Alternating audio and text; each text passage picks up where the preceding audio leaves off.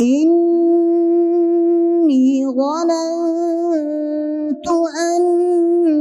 أني ملاق حسابيه فهو في عيشة راضية.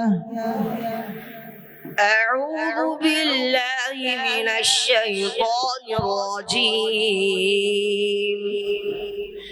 إني ظننت أني ملاق حسابيه فهو في عيشة راضية في جنة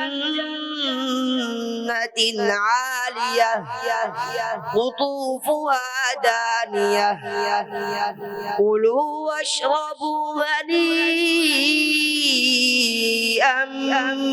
بما أسلفتم في الأيام الخالية. وأما من أوتي كتابه بشماله فيقول يا ليتني لم أوت كتابيه ولم أدر ما حسابيه يا ليتها كانت القاضية ما أغنى عني ماليه هلك عني سلطانيه خذوه فغلوه ثم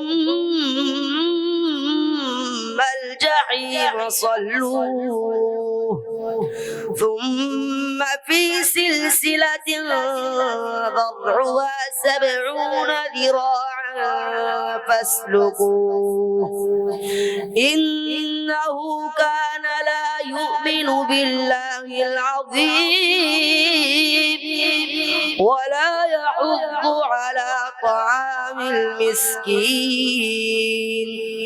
فليس له اليوم هاهنا حميم ولا طعام إلا من غسلين لا يأكله إلا الخاطئون فلا أقسم بما تبصرون. جزاك الله. صدق الله العظيم.